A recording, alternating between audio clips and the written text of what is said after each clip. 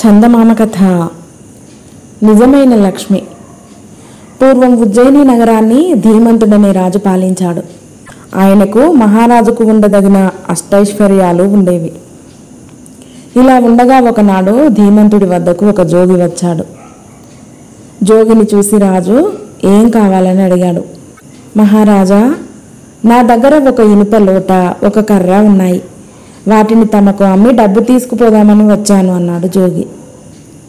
ఎంతకు అమ్ముతావు అన్నాడు రాజు.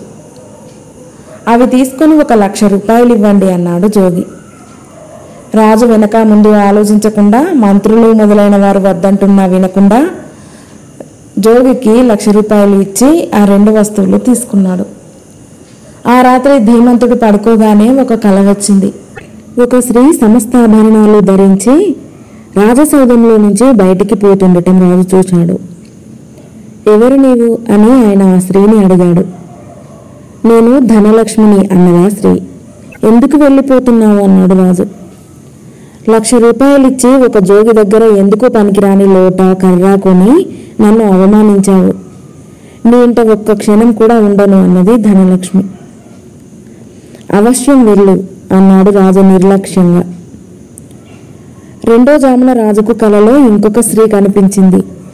ఆమె ఒడ్డు పొడుగు ఉండి మంచి యవ్వనంలో ఉన్నది. ఎవరు నీవు అన్నాడు రాజు. నేను బలలక్ష్మిని అన్నదామె. ఏం పోతున్నావు అన్నాడు రాజు. నిన్ను ధనలక్ష్మి వదిలింది, ఇక నన్నెంతకాలం దక్కించుకోగలవు? నేను వెళ్ళిపోతున్నాను, ఒక్క క్షణం ఉండను అన్నది బలలక్ష్మి. వెళ్ళు అన్నాడు రాజు నిశ్చింతగా. మళ్ళీ 3వ జామున రాజుకు కలలో ఒక వృద్ధురాలు కనిపించింది. ఆమె కూడా రాజసౌధం వదిలి వెళ్ళిపోతున్నది. ఆమె తల నెరిసి ఉన్నది, కానీ ఆమె ముఖం కలకలలాడుతున్నది. ఎవరు నీవు అన్నాడు రాజు. నేను జ్ఞానలక్ష్మిని అన్నదామె. ఏం పోతున్నావు అన్నాడు రాజు.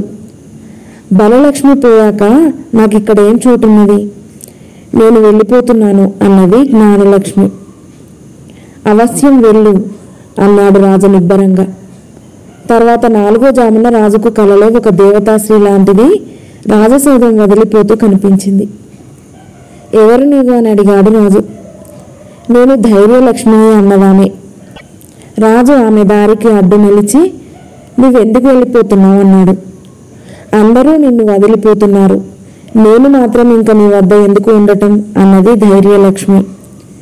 రాజు చప్పున ఆమె చేయి పట్టుకుని, నువ్వు వెళ్ళటానికి వీల్లేదు, వాళ్ళు పోయినా నాకు లక్ష్యం లేదు, నువ్వు ఉంటే నాకు చాలు అన్నాడు.